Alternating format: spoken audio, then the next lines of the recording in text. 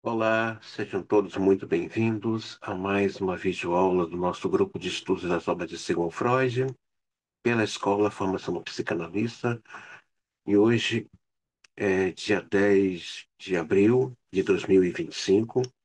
Nós estamos iniciando o volume 6 sobre a psicopatologia da vida cotidiana de 1901 de Sigmund Freud. E uma obra dedicada sobre a questão dos atos falhos.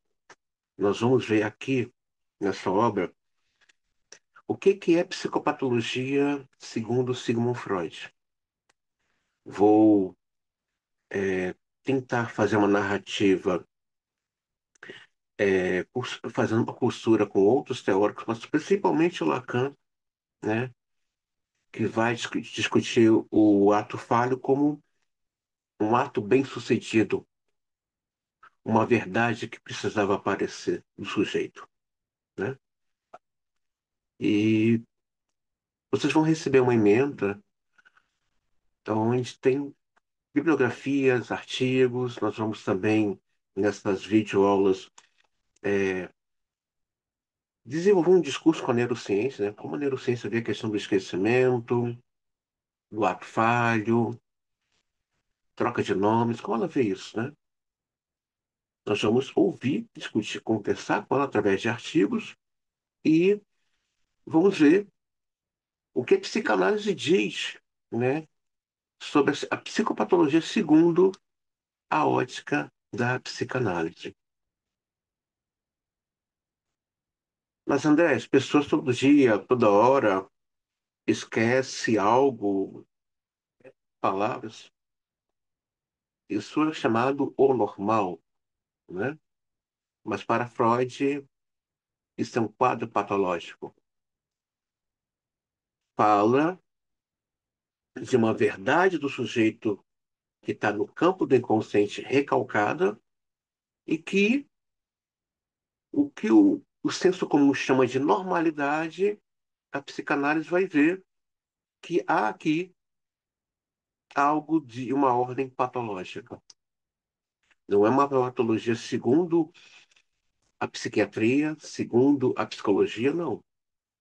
É aquilo que o sujeito tenta mascarar, tenta reprimir ou tenta esconder. Nós vamos ver que fala de desejos não conscientes, não inconscientes, mas conscientes, que a pessoa tenta reprimir, mas que ela coloca para fora. Uma palavra que a pessoa tem um rompante de um comportamento que você não esperava, está ali. Revelou o desejo. Um desejo que fala de uma verdade desse sujeito. Então, ao longo dessas aulas, nós vamos também ter aulas que teremos somente discussão, não haverá aula discutindo o livro, mas a proposta é desenvolver uma percepção mais aguçada, mais atenta sobre esses tropeços do humano, que é dito como o normal, esqueci, cheguei atrasado, eu não lembrei, troca um nome, na hora de escrever, escreve uma outra palavra, na hora de ligar, é, uma ligação denuncia um rompante de algo. Ué, mas que ligação foi essa? Né? Então, é isso que Freud fala. Isso aqui fala de uma verdade do sujeito que ele tenta esconder,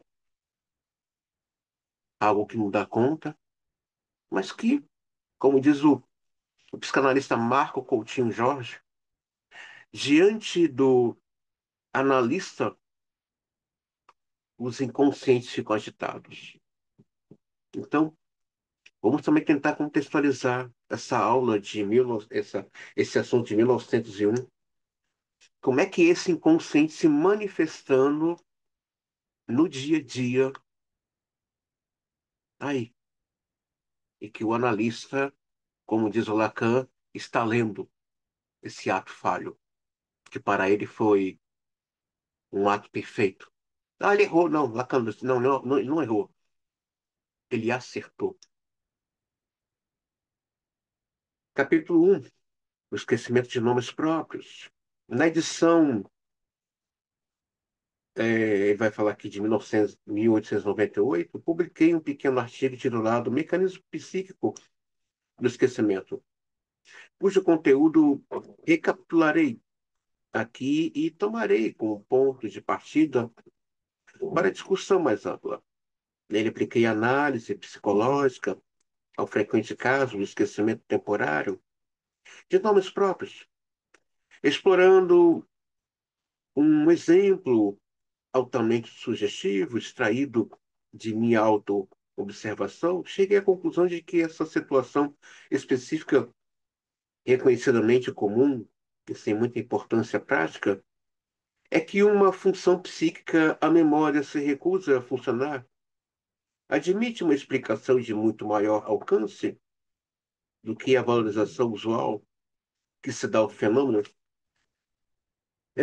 No final das aulas, nas últimas aulas de interpretação dos sonhos, volume 2 sobre os sonhos, 1901, tem um texto que eu friso ele na aula, onde o Freud vai dizer: o mundo psíquico é muito maior, é muito vasto do que esse mundo que a gente vê aqui. Esse mundo do inconsciente é algo do indecifrado, do enigmático, mas que convida o analista e o analisando, ou o paciente, a ver o que é isso aqui que enigma.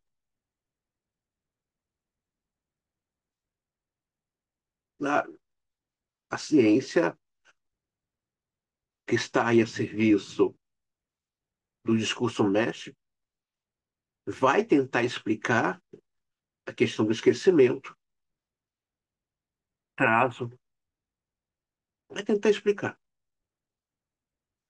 A menos que eu esteja muito enganado, um psicólogo a quem se pedisse para explicar a razão, porque em tantas ocasiões deixa de nos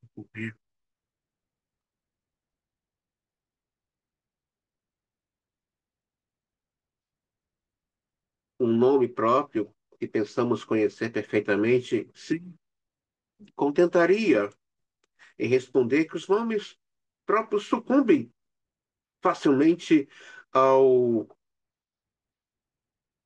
processo de esquecimento do que em outros conteúdos da memória. Ele apresentaria razões plausíveis para essa preferência dada aos nomes próprios, mas não suspeitaria que quaisquer outras condições desempenhassem um papel em tais ocorrências. Minha preocupação com o fenômeno do esquecimento temporário de nomes nasceu na observação de certas características que podem ser reconhecidas com bastante clareza em alguns casos individuais, embora, na verdade, hum, não em todos.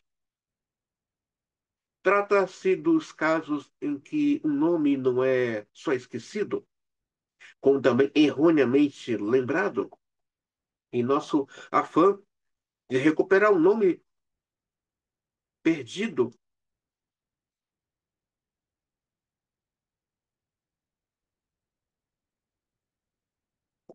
Outros nomes substitutos nos vêm à consciência. Reconhecemos de imediato que são incorretos, mas eles insistem em retornar e se impõem com grande persistência. O processo deveria levar à reprodução do nome perdido, foi, por assim dizer, deslocado. Por isso conduziu um substituto incorreto. Minha hipótese é que esse deslocamento não está entregue a uma escolha psíquica arbitrária, mas segue por vias previsíveis e obedece a leis. Em outras palavras, suspeita que o nome ou os nomes substitutos ligam-se de maneira averiguável com o nome perdido? E espero, se tiver êxito em demonstrar essa ligação, poder esclarecer as circunstâncias em ocorrer o esquecimento de nomes. Nossa, perdi um nome aqui. Uhum. Um significado aqui. Perdeu o nome. Perdeu. Ah, estou buscando aqui um nome, mas vem os nomes, só vem o nome dessa pessoa. Uhum. Sim, exatamente. Perdeu o nome. Esquecia de pagar a conta. Esqueci a data de aniversário do casamento. Esqueci a rota para onde eu deveria ir. Não, dei uma mensagem via WhatsApp, via e-mail e foi para o lugar errado. Será que foi? Ou foi para o lugar certo? Fui fazer uma ligação e liguei para uma outra pessoa. Não era para ela que queria ligar? Eu não queria dizer aquilo. Não queria dizer aquilo. Então, é o quê? O que significa essas substituições? Não está disso. Eu estou substituindo um nome por outro nome, uma atitude por outra atitude. Tem algo aqui muito mais poderoso falando, algo muito mais gritante falando, e que com certeza esbarra em uma verdade do sujeito, esbarra em um desejo do sujeito, um desejo recalcado, que muitas vezes é difícil para ele lidar. O nome que tentei lembrar em vão, no exemplo escolhido para análise em 1898, foi o do artista que pintou afrescos magníficos das quatro últimas coisas na Catedral de Orfeto. Em vez do nome que eu procurava, Signorelli, impunha-se a mim os nomes de dois outros pintores, Botticelli e Boltraffo, embora fosse imediata e decisivamente rejeitados por meu juízo como incorretos, ao ser formado por outra pessoa um nome correto, reconheci-o prontamente sem hesitação. A investigação das influências e das vias associativas pelas quais a reprodução do nome assim se havia deslocado de Signorelli para Botticelli e Botravo. Peraí, é Botticelli e Botravo. Pô, pronunciei errado, desculpa, gente. Levou o seguinte resultado. O que eu acho legal no Freud, e isso é uma coisa que o analista tem que exercitar com ele, é perceber os seus movimentos. Isso é algo fantástico que Freud nos deixa como exemplo. Freud nos deixa como exemplo é, de uma clínica realmente séria e como referência, não como ideal, como referência. Freud, para falar de histeria, ele pesquisa o assunto durante 12 anos. Freud, para falar de interpretações dos sonhos, ele faz uma pesquisa durante 5 anos. Hoje eu não entendo essa pressa de querer clinicar, essa pressa de querer fazer uma clínica recortada.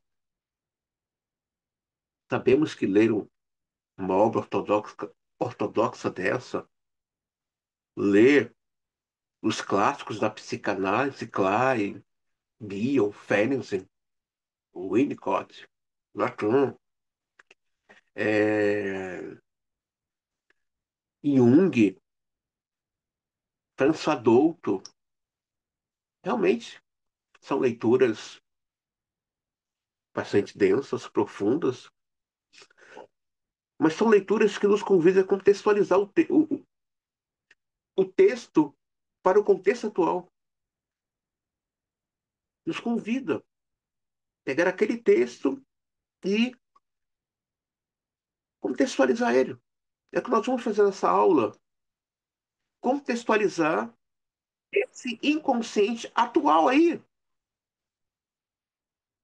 Mas para isso é preciso leitura, é preciso pesquisa, dedicação. Nós não temos uma fidelidade com a psicanálise, nós temos uma lealdade. O analista não é uma pessoa disciplinada, ele é uma pessoa comprometida. A questão da disciplina está muito voltada para o discurso do mestre, aquela coisa ali, né? Não, isso é muito fardo. É muito fardo.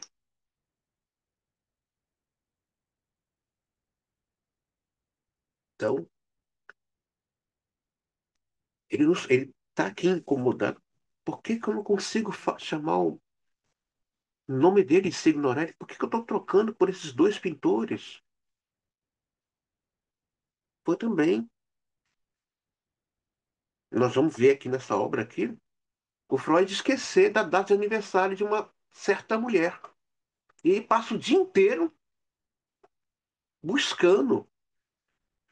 Agora você tem que perceber os seus movimentos e perceber suas invocações. O que que ele está invocando? O que que é isso aqui que eu invoquei?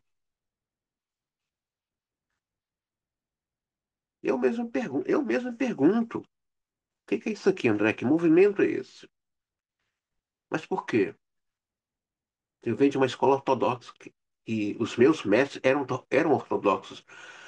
E eu tive uma mestre, uma psicanalista freudiana muito, muito, muito referência, né? Ela morreu aos 82 anos, mas fazendo a transmissão psíquica, e ela compartilhava isso. O que que é isso aqui? Que movimento é esse que eu estou fazendo aqui? O que que é isso aqui que eu estou fazendo? E às vezes eu me pergunto, André, o que que é isso aqui? O que são essas coisas que estão chegando para você? Eu, opa, tem algo aqui? Freud nos deixa esse exemplo, né? Tem claro, porque ele não consegue falar o nome, né, do sujeito que ele quer mencionar e não consegue. A razão por que o nome se ignorado e foi esquecido não deve ser procurada numa peculiaridade do próprio nome, nem em qualquer característica psicológica do contexto em que ele se inseriu. O nome esquecido era-me tão familiar quanto os nomes substitutos. Botticelli e o mais familiar do que o outro nome substituto, Botráfio, sobre cujo portador eu mal sabia dar outra informação, senão a que pertencia à escola de Milão. Além disso, o contexto em que o nome fora esquecido me parecia inofensivo e não me trouxe mais esclarecimento. Eu viajava em companhia de um estranho indo para Ragusa, da Málcia, para o lugar da nossa conversa, voltou-se para o assunto das viagens pela Itália e perguntei ao meu companheiro de viagem se ele já estivera em Oviedo e se vira ali os famosos afrescos pintados por. E aí esquece. O esquecimento do nome só foi esclarecido quando me lembrei do assunto que estávamos discutindo pouco antes e revelou ser um caso de perturbação de um novo tema emergente pelo tema que antecedeu? Pouco antes de perguntar ao meu companheiro de viagem se ele estivera em Oviedo, conversamos sobre costumes dos turcos e que vivem na Bósnia. Eu lhe havia contado o que ouvira de um colega que trabalhou em meio a essas pessoas, que elas costumavam ter grande confiança no médico e total resignação ao destino. Quando se é obrigado a lhe dizer que nada pode ser feito por um doente, respondem: o que se há de dizer? Se fosse possível salvá-lo, sei que o Senhor o teria salvo. Nessas frases encontramos pela primeira vez as palavras dos nomes Bósnia, que podem ser inseridos numa sequência associativa entre Signorelli e Botticelli e Botravio. Suponho que essa sequência de pensamentos sobre os costumes dos turcos na Bósnia, etc., adquiriu a capacidade de perturbar o pensamento subsequente para eu ter afastado a atenção dela antes que fosse concluída. De fato, lembro ter querido contar uma segunda anedota que em minha memória estava próxima da primeira. Esses turcos conferem ao gozo sexual um valor maior do que qualquer outra coisa. E na eventualidade de distúrbios sexuais, cai no desespero quem contrasta estranhamente com sua resignação antes ameaças de morte. Certa vez, um dos pacientes de meu colega lhe disse sobre: e, quando isso acaba, a vida não tem nenhum valor. Supri a comunicação desse traço característico por não querer tocar nesse tema. Numa conversa com um estranho, mas fiz algo, mas também desviei minha atenção na continuação de pensamentos que poderiam ter me sugerido a partir do tema morte e sexualidade. Naquela ocasião, eu ainda estava sob influência de uma notícia que me chegara algumas semanas antes, durante uma breve estada em Trafoi. Um paciente a quem eu havia dedicado muito pusera fim à sua vida por causa de um distúrbio sexual incurável. Tenho certeza que esse triste acontecimento e tudo que se relacionava com ele não viera à lembrança consciente durante a viagem, e, o mas, semelhantemente, esse trafói e Boltráfio força-me a supor que a minha essência, apesar de minha atenção ter sido liberadamente desviada disso, passou a atuar em mim na época. Já não é possível considerar o esquecimento do nome Signorelli como evento casual. Sou forçado a reconhecer a influência de um motivo nesse processo. Foi um motivo que me fez com que eu me interrompesse na comunicação dos meus pensamentos a respeito dos costumes dos turcos, etc. E foi um motivo que, além disso, influenciou-me a impedir que se conscientizassem em mim pensamentos ligados a eles, e que tinham levado a notícia recebida em Trafoi. Eu queria, portanto, esquecer algo, havia recalcado algo. É verdade que não queria esquecer o nome do artista, de Orfieto, mas sim outra coisa. Essa outra coisa, contudo, conseguiu situar-se numa conexão associativa com seu nome, tanto que meu ato de vontade errou o alvo. Esqueci uma coisa contra a minha vontade. Quando queria esquecer intencionalmente a outra, a aversão ao recordar dirigia-se contra os dos conteúdos e a incapacidade de lembrar surgiu outro no outro. Obviamente, o caso mais simples se a aversão e a incapacidade de lembrar estivessem no mesmo conteúdo. Além disso, os nomes substitutos já não me parecem tão inteiramente injustificados como antes da elucidação do assunto. Por uma espécie de compromisso, eles lembram tanto aquilo que eu queria esquecer, quanto o que queria recordar. E me indicam que a minha intenção de esquecer algo não foi nem um êxito completo, nem um fracasso total.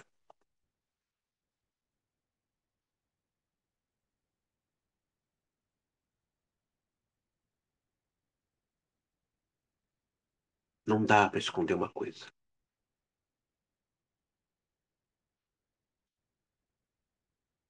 Ainda mais se há desejo ali. Pode recalcá-lo.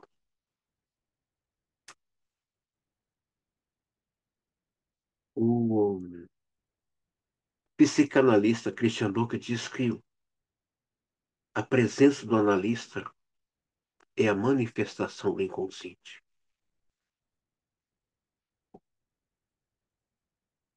Quando fala analista, não é esse sujeito de carne, é o sujeito do inconsciente.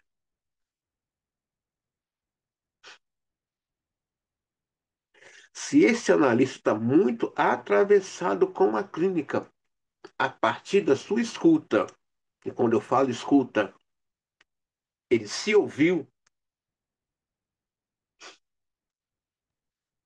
o ato falho vai se manifestar.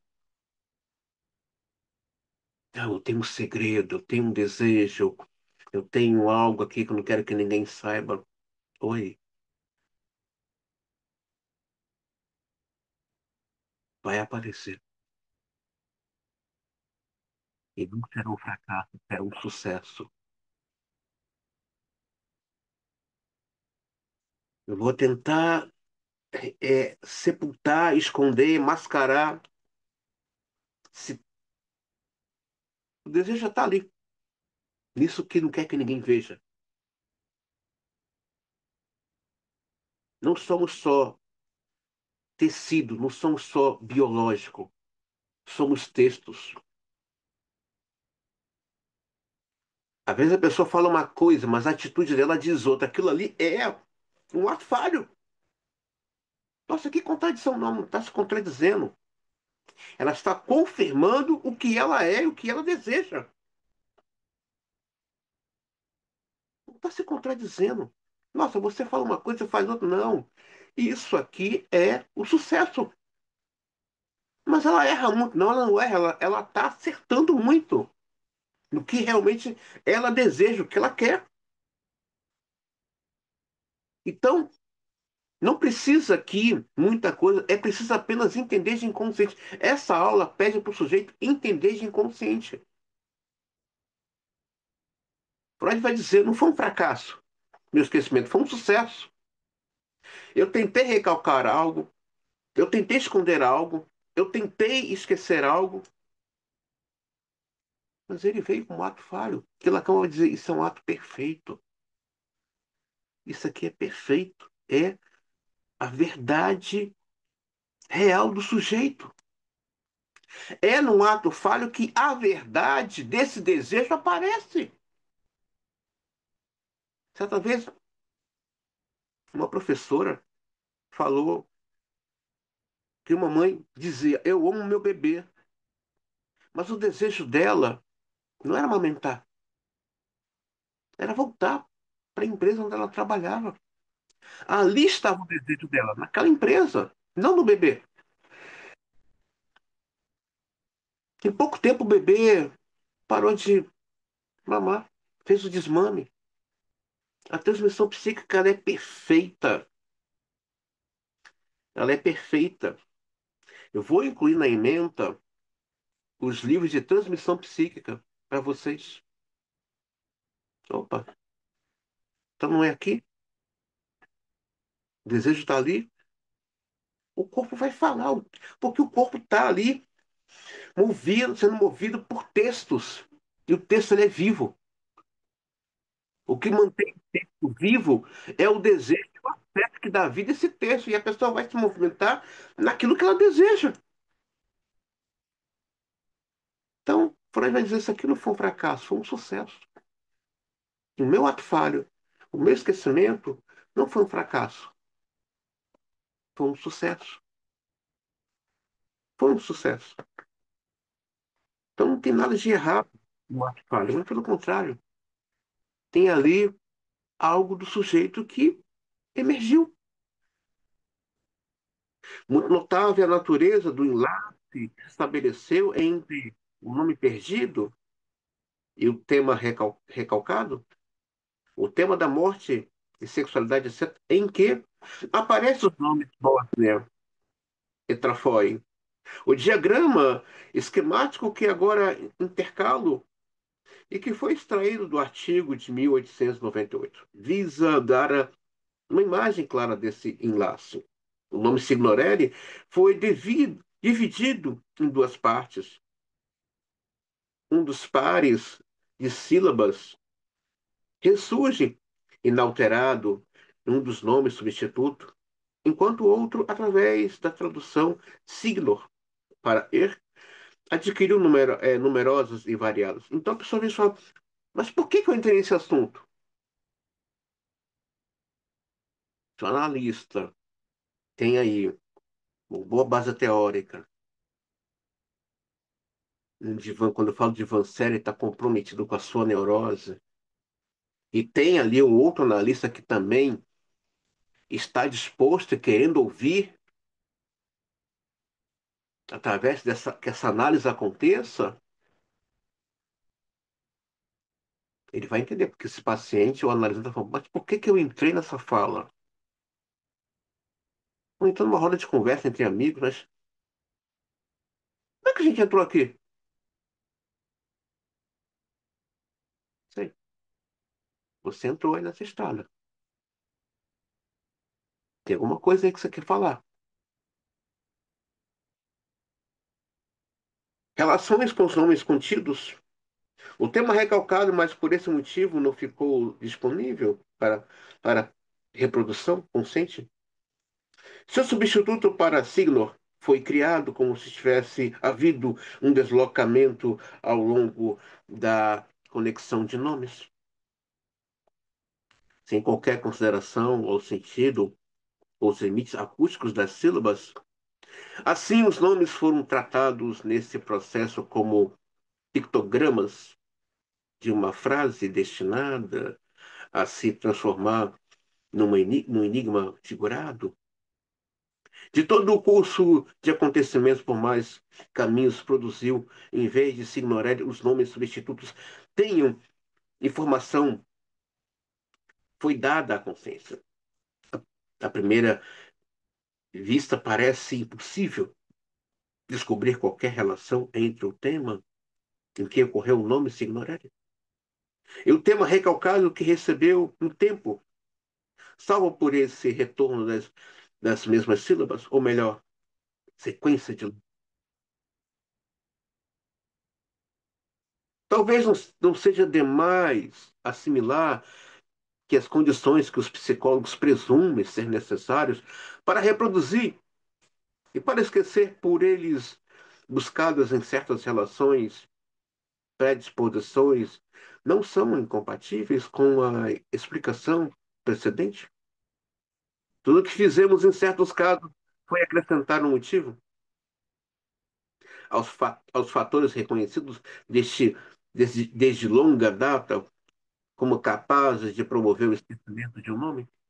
Ademais, elucidamos o mecanismo da ilusão de memória. Eu amo esse tema, ilusão de memória. É um tema muito gostoso. Eu já pesquiso também há 20 anos. É uma brincadeira que a mente cria, mas aí vai depender da estrutura. Ainda mais se for histérica ou psicótica. São pegadinhas. E a mente assim cria um cenário.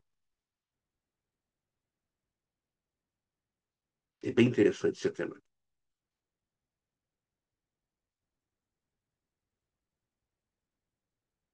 Que muito sofre dessa questão de ilusões de memória, guardem isso, é pessoas com estrutura histérica. É muito sério.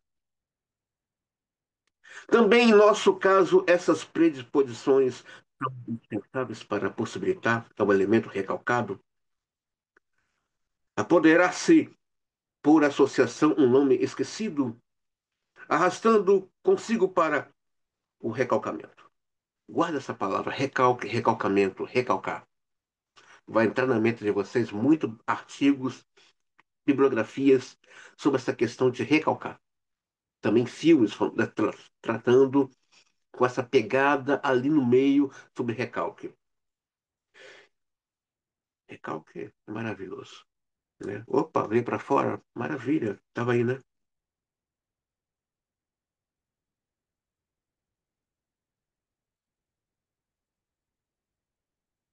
No caso de outro nome, com condições favoráveis de reprodução, isso talvez não aconteça. Com efeito, é provável que o elemento suprimido sempre lute por prevalecer em algum outro lugar. Mas só tinha êxito quando depara com condições favoráveis em outras ocasiões. E supressão sobrevém sem qualquer perturbação funcional. Ou como podemos dizer com razão, sem qualquer sintoma. As condições necessárias para se esquecer um nome, quando o esquecimento é acompanhado de ilusão de memória, pode ser resumidas da seguinte maneira: um, certa predisposição para esquecer um nome. Dois, um processo de supressão realizado pouco antes. Três, a possibilidade de se estabelecer uma associação extrema entre o nome em questão e o elemento previamente suprimido. É provável que não devamos superestimar a dificuldade de satisfazer uma última condição, de vez que levando em conta os requisitos mínimos esperados desse tipo de associação. É possível estabelecê-la na grande maioria dos casos. Entretanto, existe a questão mais profunda sobre profunda de saber tal associação externa pode realmente ser condição suficiente para que o elemento recalcado perturbe a reprodução do nome perdido. Se não haveria a necessidade de alguma ligação mais íntima entre os dois temas, numa consideração superficial, teríamos a rejeitar essa última exigência e aceitar como suficiente a contiguidade temporal entre ambos, com conteúdos completamente diferentes numa investigação aprofundada. Porém, descobre-se com frequência cada vez maior que os dois elementos enlaçados por uma associação externa, um elemento recalcado e o novo, possui também alguma ligação de conteúdo com efeito. Tal ligação é demonstrável no nome Signorelli. O valor do conhecimento que adquirimos ao analisar o exemplo de Signorelli depende, e é claro, que queremos declará-lo como um caso típico ou uma ocorrência isolada. Devo, pois, afirmar que o esquecimento de nomes acompanhado de uma ilusão de memória ocorre com frequência em comum, tal como esclarecemos no caso de Signorelli. Quase todas as vezes em que eu pude observar esse fenômeno em mim mesmo, olha que coisa maravilhosa, ele próprio se analisando. Jung se analisava, Lacan, o próprio Lacan se analisava. Gente, isso é um exemplo maravilhoso. É você ler o seu texto. O que que é isso aqui que eu estou falando? O que que é isso aqui que eu tô reproduzindo? É você se dobrar em cima do seu sintoma, como diz a psicanalista Fernanda Samiro. Nossa produção de texto em cima do nosso sintoma. Aquilo que faz ruído, aquilo que me faz chorar, aquilo que me faz gemer. É aqui que está a nossa produção. É aqui que está a nossa riqueza, nosso texto, nossa verdade, conhecimento, sabedoria. Está aqui, nessa coisa aqui. Mas por que que eu falei isso? Por que que eu estou agindo assim? Por que que eu estou me sabotando tanto?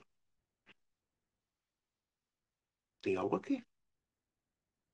Essa sabotagem também são atos falhos. Eu estou errando, não, você está acertando. Acertando é algo que você quer. Você tá se acertando, né? É muito rico isso que o Freud fala, né? Ele próprio é, é, é, é,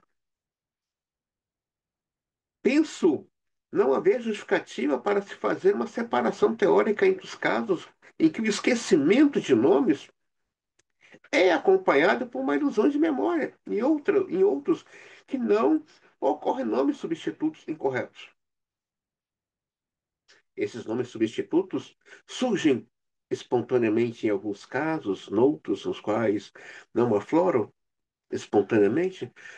Pode-se obrigá-los a emergir mediante o esforço da atenção, e eles exibem, então, com o elemento recalcado e com o nome ausente, a mesma relação que teriam caso tivesse aparecido espontaneamente.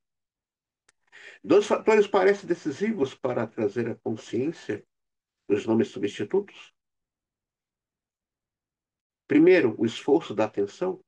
O segundo, uma condição interna ligada ao material psíquico. Podemos buscar essa última na maior ou menor facilidade. Com que se estabelece essa necessária associação externa entre os dois elementos? Assim, boa parte dos casos de esquecimento de nomes sem ilusão de memória pode ser acrescentada aos casos em que se formam nomes substitutos, aos quais se aplica o mecanismo de exemplo de Signorelli. No entanto, certamente não ousaria afirmar que todos esses casos de esquecimento de nomes devem ser classificados no mesmo grupo. Não há dúvida que existe exemplos muito mais simples. Penso que teremos enunciado os fatos com suficiente cautela. Se afirmarmos junto os casos simples de esquecimento de nomes próprios, existe também um tipo de esquecimento motivado pelo recalque, ou seja, desejo. Então, Freud vai dizer que existe sim o esquecimento de nomes próprios, baseado em uma ilusão de memória. Eu volto a falar, quem tem muita ilusão de memória é histérica, é o psicótico, não o esquizofrênico. A pessoa vai afirmar que esteve num lugar e não teve, vai afirmar que viajou para um lugar e não viajou. Então, nós vamos aqui, né, discutir muito desejo nessa aula. Desejo e recalque. Para você recalcar, tem que ter desejo. É libido. Tem que ter afeto. A invocação de tudo que chega até nós, guarda isso que eu vou falar para vocês. Não é só desejo. O desejo ele se torna forte não só pela força da libido tesão, mas um elemento que é ouro e o mundo não sabe.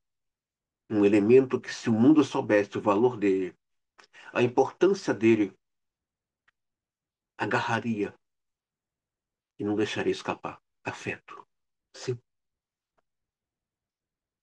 Quando há afeto, a invocação acontece. Não importa o que seja, uma desgraça, uma bênção. Nossa, minha vida está em inferno. Sim, esse inferno, esse caos aí, você invocou, você desejou e você teve muito afeto por isso.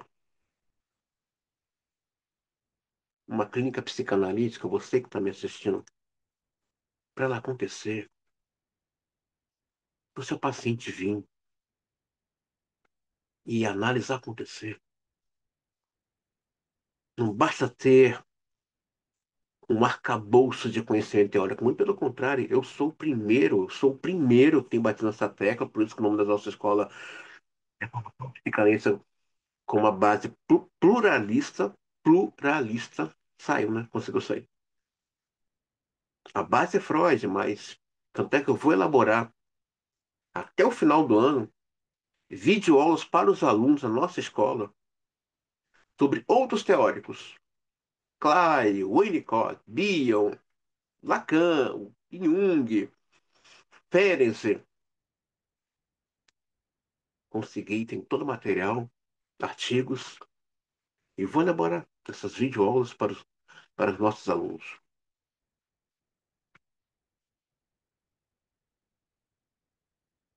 Eu penso que, eu penso que Se as pessoas soubessem a importância do afeto,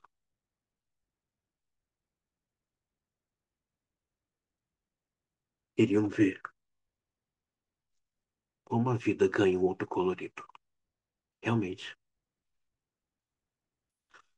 um analista que atende com amor a clínica dele, a clínica dele é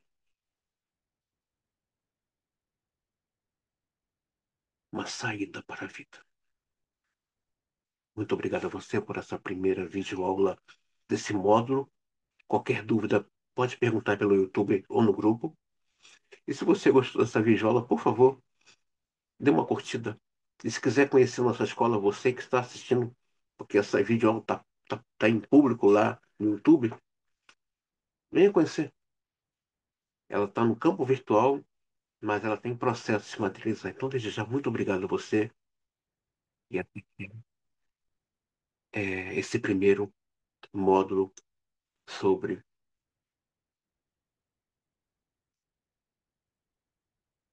Ai, até esqueci. Sobre a psicopatologia da vida cotidiana. Muito obrigado. Até a próxima videoaula.